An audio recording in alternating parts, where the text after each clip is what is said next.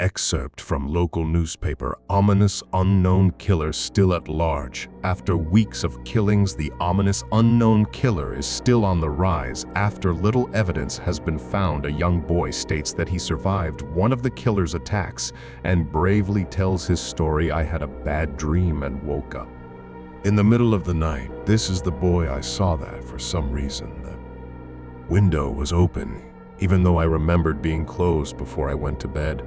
I got up and shut it once more afterwards. I simply crawled under my covers and tried to go back to sleep. That's when I had a strange feeling like someone was watching me.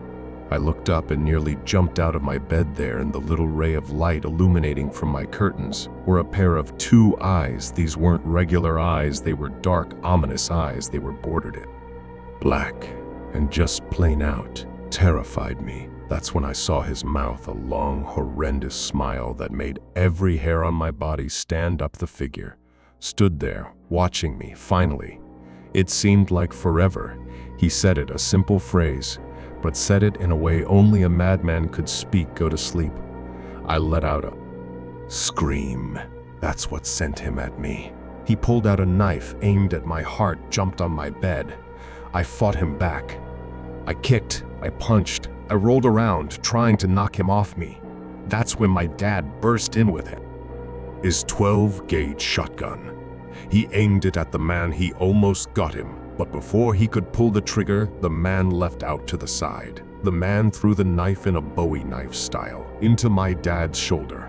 He let go of the gun. The man probably would have finished him off if one of the neighbors hadn't alerted the police. They drove into the parking lot.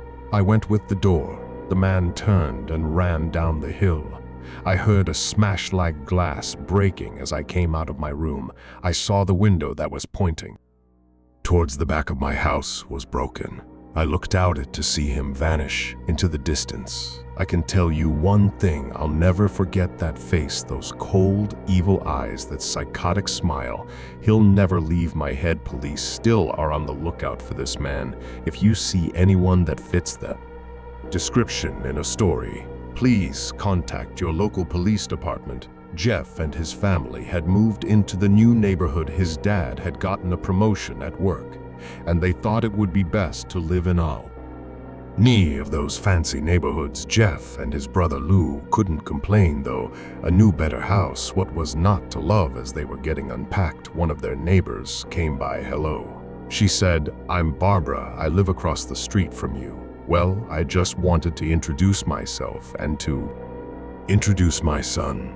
She turned around and called her son over Billy. "These were our new neighbors," Billy said. Hi, and ran back to play in his yard. "Well," said Jeff's mom, "I'm Margaret. This is my husband, Peter, and our sons, Jeff and Lou."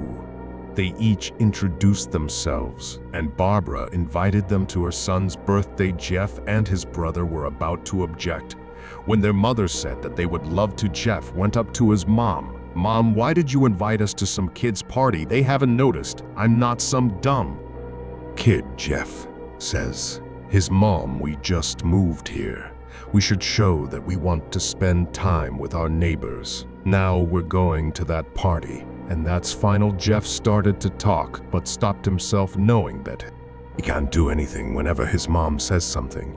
It's final. He walks up to his room and plops down in his bed, sits there, looking at the ceiling, when suddenly he gets a weird feeling.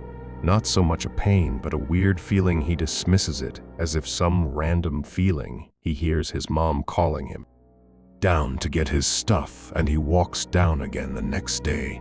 Jeff walked down the stairs to get breakfast and get ready for school. As he sat there eating his breakfast, he once again got that feeling. This time it was stronger. Give him a slight tugging pain. He once again dismissed it. As he and Lou finished breakfast, they walked down to the bus stop. They sat there waiting for the bus, and then all of a sudden it's a kid on a skateboard jumps over them. Only inches above their laps, they both jump back in surprise.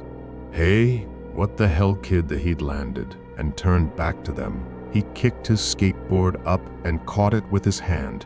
He wears an Aeropostale shirt and blue jeans. Well, looks like We got some new meat. Suddenly, 2 other kids appeared on a super skinny, and the other is huge. Well, since you're new here, I'd like to introduce ourselves. Over there's Keith. Definitely look at the skinny kid. He's a dopey face that you would expect a sidekick to have. He's Troy. They look over at the fat kid. Talk about a tub of lard.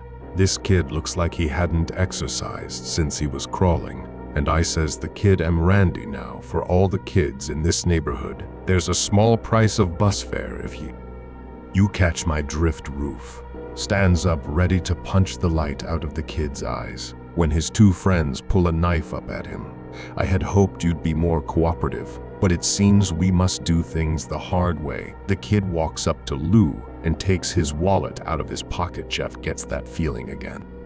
Now it's truly strong. A burning sensation stands up, but Lou guests use him to sit down. Jeff ignores it, walks up to the kid. Listen here, you little punk, give back my bro's wallet, or else. Randy puts the wallet in his pocket and pulls a knife.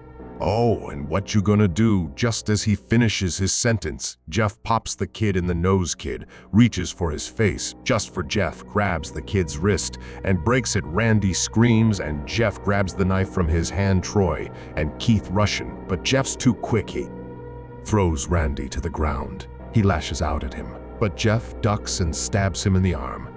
Keith drops his knife and falls to the ground, screaming. Troy rushes him too, but Jeff doesn't even need the knife head. Punches Troy straight in the stomach. He goes down as he falls.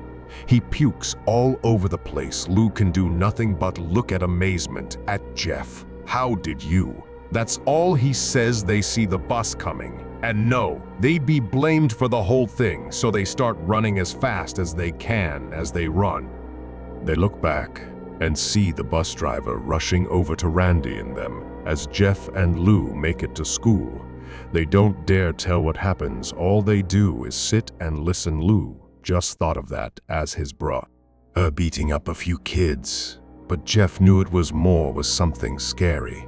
As he got that feeling, he felt how powerful it was, the urge to just hurt someone. He didn't like how it sounded, but he couldn't help but feel happy. He felt that strange feeling go away and stay away for the entirety of school.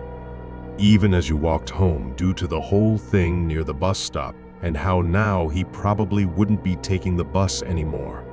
He felt happy when he got home. His parents asked him how his day was. He says, in a somewhat ominous voice, "It was a wonderful day." Next morning here, knock at the front door. He walks down to find 2 police officers at the door, his mother looking back at him with an angry look.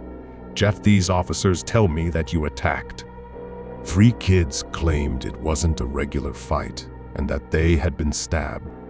Jeff's gaze fell to the floor, showing his mother it was true. "Mom, they really did. They pulled knives on me and Lou," he said. One of the cops added, "We found 3 kids, 2 stabbed and 1 with a bruise on his stomach. We have witnesses proving that you fled the scene. Now, what does that tell us?" Jeff knew it was no use. He could say he and Lou had been attacked, but there was no proof it wasn't them who attacked first. They couldn't deny fleeing because witnesses would confirm they did. Jeff couldn't defend himself or Lou. Someone called on his brother, but Jeff couldn't let Lou take the blame. "Sir, it was me," Jeff confessed. "I was the one who beat up those kids. They tried to hold me back, but they couldn't stop me." The cop looked at his partner, and they both nodded. "Well, kid, looks like a year in juvie." "Wait," says Lou. We all looked up to see him holding a knife. The officers pulled their guns and locked them on Lou. "It was me. I beat up those little punks. I have the marks to prove it." He lifted up his sleeves to reveal cuts and bruises as if he had been in a struggle. "Son, just put down the knife," said the officer. Lou held up the knife, dropped it on the ground, put his hands up, and walked over to the cops. "No, Lou, it was me. I did it," Jeff said, tears running down his face.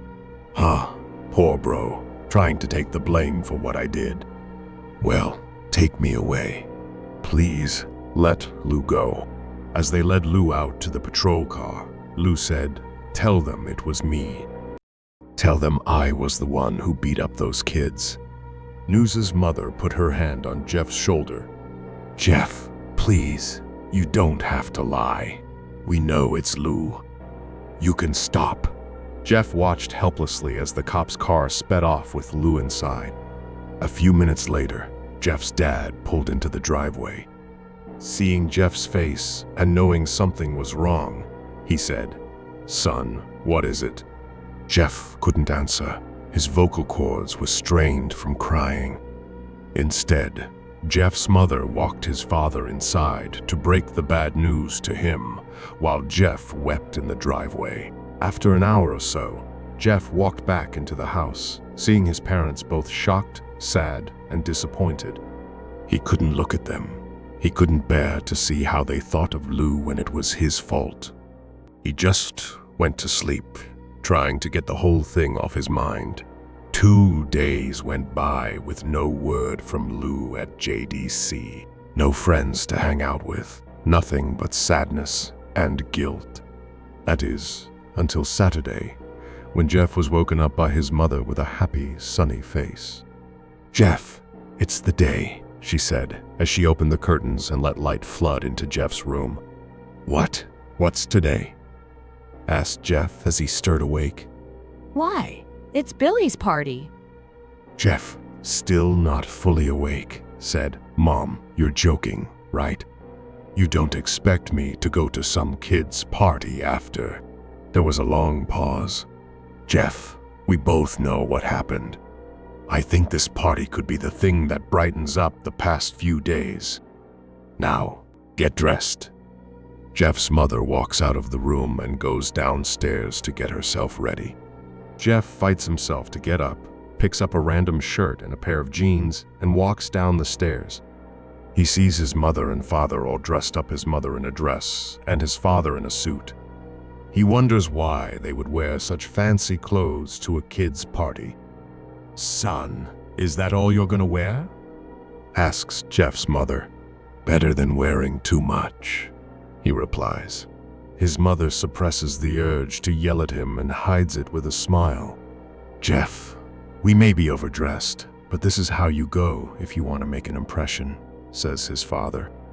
Jeff grunts and goes back up to his room. "I don't have any fancy clothes," he yells down the stairs. "Just pick something," says his mother. He looks around his closet for what he would consider fancy and finds a pair of black dress pants he kept for special occasions and an undershirt. He can't find a shirt to go with it, only striped and patterned shirts that don't match the dress pants. Finally, he spots a white hoodie lying on the chair and puts it on. He walks downstairs to find his parents already waiting. "You're wearing that?" his mother says, glancing at her watch. "Oh, no time to change. Let's just go," she says, as she ushers Jeff and his father out the door. They cross the street to Barbara and Billy's house, knock on the door, and see Barbara, who is also overdressed. As they walk inside, the room is filled with adults, but no kids. The kids are out in the yard. "Jeff, how about you go out and meet some of them?" says Barbara. Jeff walks outside to a yard full of kids running around in cowboy costumes and shooting each other with plastic guns. It feels like being in a Toys R Us. Suddenly, a kid approaches him, handing him a toy gun and a hat. "Hey, mister, you want to play?" the kid asks. "No, kid. I'm way too old for this stuff," Jeff replies. The kid looks at him with a puppy dog face. "Please," says the kid. "Fine," Jeff says. Jeff puts on the hat and starts to pretend to shoot at the kids. At first, he thinks it's ridiculous, but soon he starts having fun. It's the first time he does something that takes his mind off Lou. He plays with the kids until he hears a strange rolling noise. Suddenly, Randy, Troy, and Keith jump over the fence on their skateboards. Jeff drops the fake gun and rips off the hat. Randy looks at Jeff with burning hatred and says, "Hello, Jeff. We have some unfinished business." Jeff notices the bruised nose on Randy's face and replies, "I think we're even. I beat you up, and you got my brother sent to JDC." Randy snarls, "Oh no, I don't go for even, I go for winning. You may have kicked our asses that one day, but not today." Randy rushes at Jeff, and they both fall to the ground. Randy punches Jeff in the nose, but Jeff grabs his ears and headbutts him, pushing Randy off. They rise to their feet as kids scream and parents run out of the house.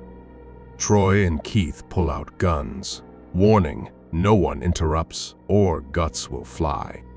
Randy pulls a knife and stabs Jeff in the shoulder. Jeff screams, falls to his knees, and Randy starts kicking him in the face. After 3 kicks, Jeff grabs Randy's foot, twists it, and causes him to fall. Jeff stands up but is grabbed by Troy, who throws him through the patio door. Jeff tries to get up but is kicked down again. Randy repeatedly kicks him until Jeff coughs up blood. "Come on, Jeff. Fight me," Randy yells. He picks Jeff up and throws him into the kitchen. Seeing a vodka bottle, Randy smashes it over Jeff's head and shouts, "Fight." He throws Jeff back into the living room, yelling, "Come on, Jeff, look at me!" Jeff, bloodied and bruised, looks up. Randy taunts him, "I was the one who got your brother sent to JDC. Now, you're just going to sit there and let him rot for a whole year? You should be ashamed." Jeff stands up, and Randy mocks, "Oh, finally, you stand and fight." Bloodied and covered in vodka, Jeff feels a strange sensation, the one he hasn't felt in a while. Randy runs at him, but something inside Jeff snaps. His psyche shatters, and all he can think of is killing. Jeff grabs Randy and pile drives him into the ground. He punches Randy straight in the heart, causing it to stop. Randy gasps for breath, but Jeff continues punching until Randy takes his last breath and dies. Everyone stares in shock, including Troy and Keith, who point their guns at Jeff. Jeff runs into the city as Troy and Keith fire at him, missing. He ducks into a bathroom and grabs a towel rack. When Troy and Keith charge in, knives ready, Jeff fights back. He swings the towel rack at Troy's face, knocking him out. Keith, more agile, dodges Jeff's attacks, grabs him by the neck, and pushes him against the wall. A bottle of bleach falls, burning them both.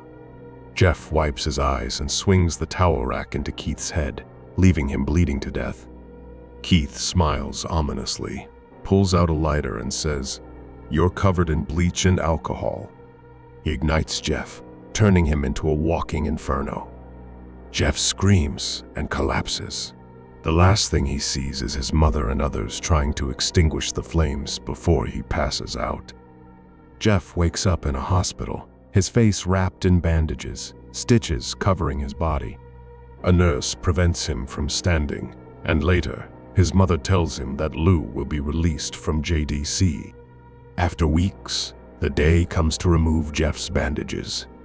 His family watches as the final bandage is removed, revealing his face, burnt lips, white skin, and singed black hair. Jeff, however, loves it, declaring it's perfect. His family is horrified as Jeff's sanity unravels. Laughing uncontrollably, he strokes his face, thrilled with his transformation. That night, Jeff carves a smile into his cheeks and burns his eyelids to smile and see forever. His mother discovers him and tries to calm him, but Jeff, now fully insane, kills his parents and moves to attack Lou. He pins Lou down, raises the knife, and whispers, "Go to sleep.